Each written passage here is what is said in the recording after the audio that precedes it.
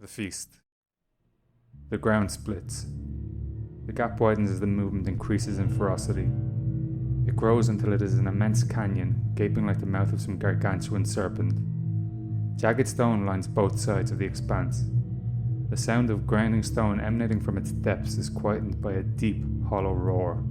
This earthly outcry fills the sky with such intensity that the spectators cannot imagine, let alone perceive, the existence of another sound.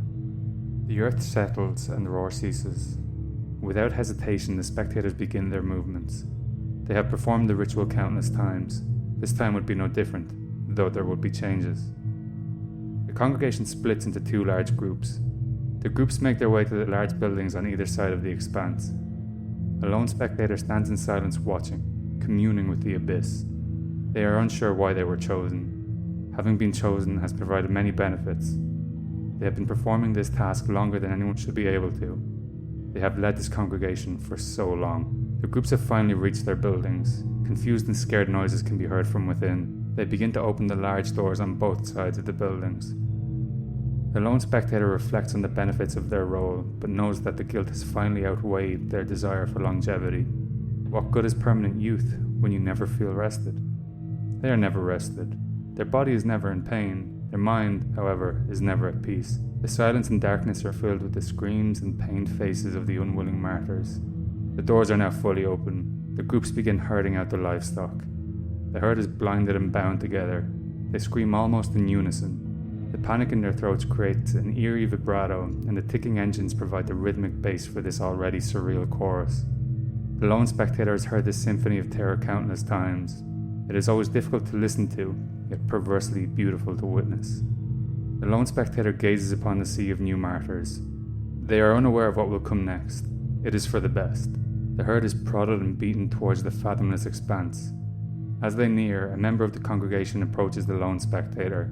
"O host of the divine feast, the martyrs are in position. We await your word." The member hands the lone spectator a microphone. The lone spectator nods. "What was the confirmed count this season?" The member reviews their notes. 2,500,387, just over quota. The transport teams will bring in the fresh stock as we need them. The feast should last 2 weeks, give or take, he answers with a smile. Every year we need more and more. It makes it difficult to get them all. But we will do what you require of us to ensure the feast continues. O host of the divine feast, it fills me with dread to think about what may occur if she is left unsatiated. The lone spectator stares into the chasm, their mind filled with horrific visions of consumed cities and digested towns. You are right to fear, child. However, remember, it is absolute. It is far beyond our comprehension. To attempt to label it anything human is to insult it. Attempting to humanize it will also cloud your understanding of your task. It is not love or care that motivates us. It is respect. It is the willingness to repay the debt that we owe. The congregation member looks at the dusty earth in shame. My apologies, O host.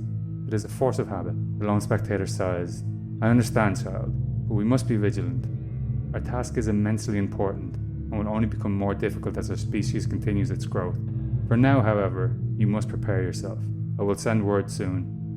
The lone spectator approaches the edge as the congregation member walks briskly to their allotted position. The lone spectator turns to face the entire congregation, now standing behind the waiting herd.